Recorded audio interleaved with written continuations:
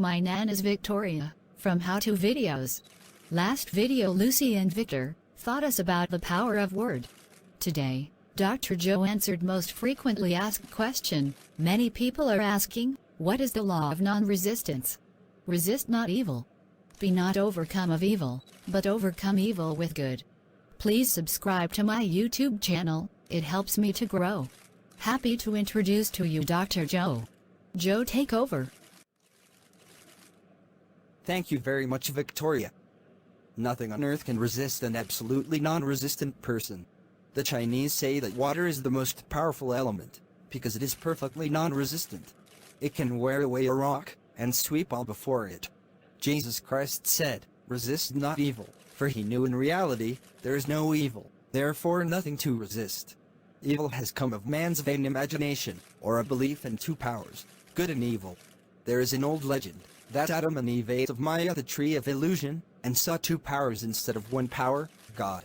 Therefore, evil is a false law man has made for himself, through psychoma or soul sleep.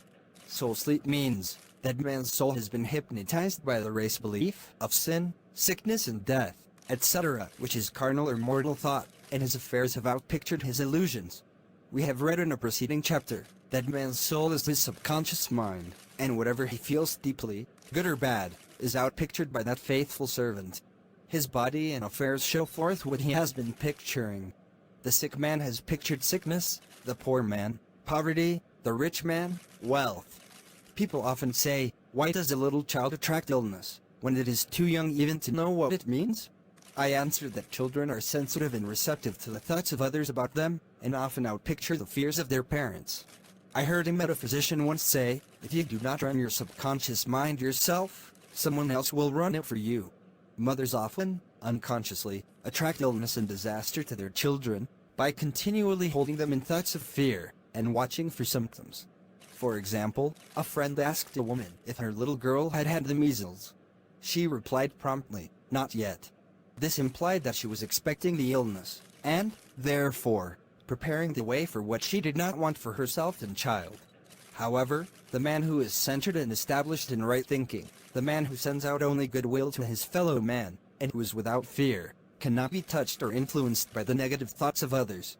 In fact, he could then receive only good thoughts, as he himself sends forth only good thoughts. Resistance is hell, for it places man in a state of torment. A metaphysician once gave me a wonderful recipe for taking every trick in the game of life. It is the acme of non-resistance.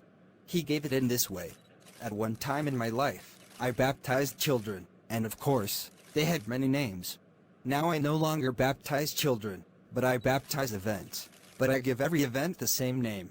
If I have a failure, I baptize its success, in the name of the Father, and of the Son, and of the Holy Ghost. In this, we see the great law of transmutation, founded on non-resistance. Through his spoken word, every failure was transmuted into success. For example, a woman who required money, and who knew the spiritual law of opulence, was thrown continually in a business way, with a man who made her feel very poor. He talked lack and limitation, and she commenced to catch his poverty thoughts, so she disliked him, and blamed him for her failure. She knew in order to demonstrate her supply, she must first feel that she had received. A feeling of opulence must precede its manifestation. It dawned upon her, one day, that she was resisting the situation, and seeing two powers instead of one. So she blessed the man and baptized the situation success. She affirmed, as there is only one power, God, this man is here for my good and my prosperity, just what he did not seem to be there for. Soon after that she met, through this man, a woman who gave her for a service rendered several $1,000s, and the man moved to a distant city, and faded harmoniously from her life. Make the statement, every man is a golden link in the chain of my good, for all men are God in manifestation, awaiting the opportunity given by man, himself, to serve the divine plan of his life. Bless your enemy, and you rob him of his ammunition. His arrows will be transmuted into blessings. This law is true of nations as well as individuals.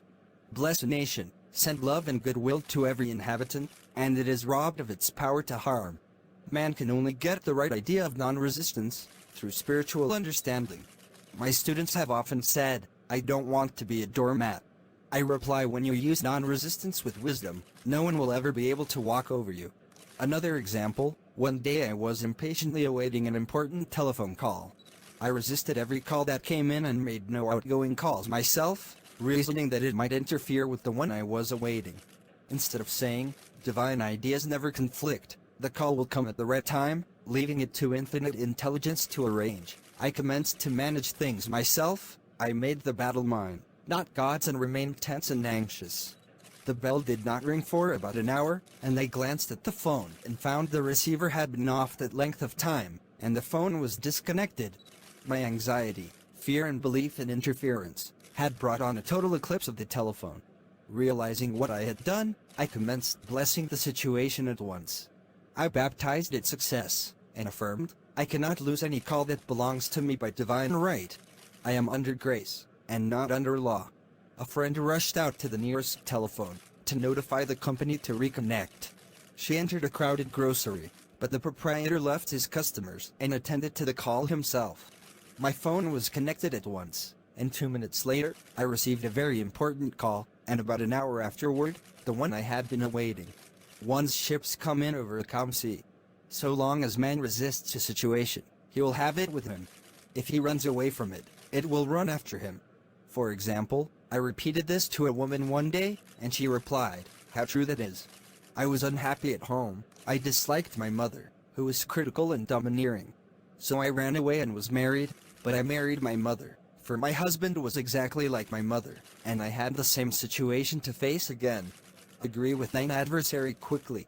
That means, agree that the adverse situation is good, be undisturbed by it, and it falls away of its own weight. "None of these things move me," is a wonderful affirmation.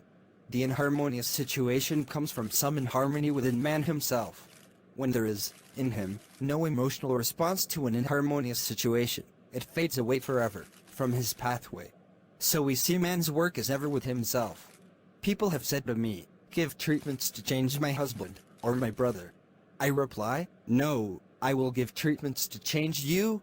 When you change, your husband and your brother will change." One of my students was in the habit of lying. I told her it was a failure method, and if she lied, she would be lied to.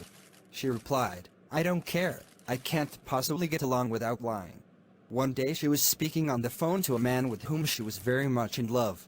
She turned to me and said, "I don't trust him, I know he's lying to me."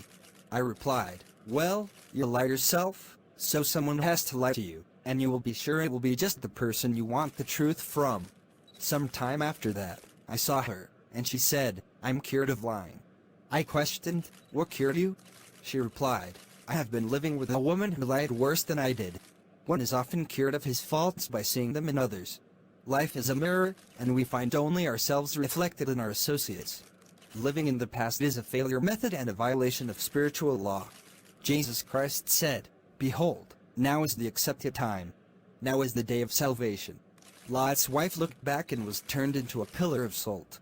The robbers of time are the past and the future. Man should bless the past, and forget it, if it keeps him in bondage, and bless the future, knowing it has in store for him endless joys, but live fully in the now. For example, a woman came to me, complaining that she had no money with which to buy Christmas gifts. She said, "Last year was so different.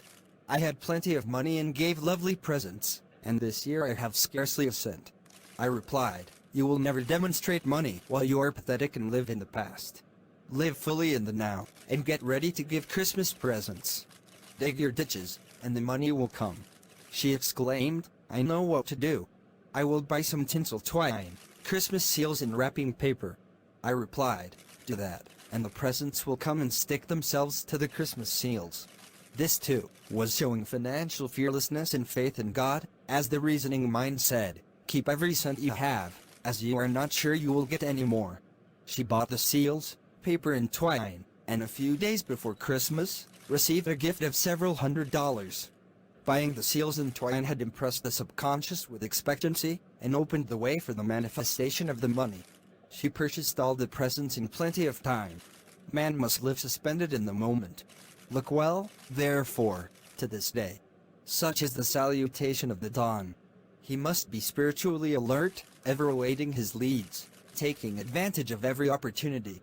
One day, I said continually, silently, "Infinite Spirit, don't let me miss a trick, and something very important was told to me that evening. It is most necessary to begin the day with right words. Make an affirmation immediately upon waking. For example, "Thy will be done this day." Today is a day of completion. I give thanks for this perfect day. Miracle shall follow miracle and wonders shall never cease.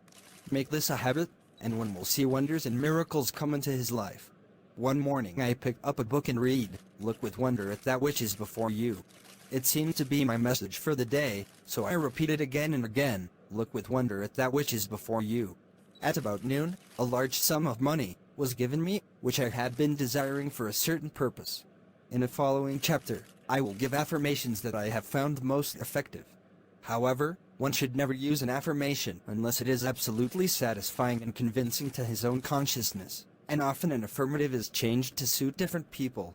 For example, the following has brought success to many: "I have a wonderful work, in a wonderful way, I give wonderful service, for wonderful pay." I gave the first 2 lines to one of my students, and she added the last 2. It made a most powerful statement, as there should always be perfect payment for perfect service, and a rhyme sinks easily into the subconscious. She went about singing it aloud and soon did receive wonderful work in a wonderful way, and gave wonderful service for wonderful pay. Another student, a businessman, took it, and changed the word work to business. He repeated, "I have a wonderful business, in a wonderful way, and I give wonderful service for wonderful pay." That afternoon he made a $41,000 deal, though there had been no activity in his affairs for months.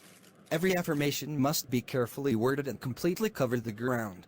For example, I knew a woman who was in great need, and made a demand for work. She received a great deal of work, but was never paid anything. She now knows to add, "Wonderful service for wonderful pay." It is man's divine right to have plenty. More than enough. His barns should be full, and his cup should flow over. This is God's idea for man, and when man breaks down the barriers of lack in his own consciousness, the golden age will be his, and every righteous desire of his heart fulfilled. Wow. Wow. Dr. Joe. Thanks very much. The law of non-resistance is one of the most liberating, universal laws to understand and apply in one's own life.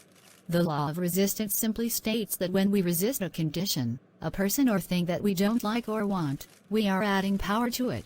Subscribe and like, so you will not miss any of our episode. Thanks for watching. Next episode will be the law of karma and the law of forgiveness.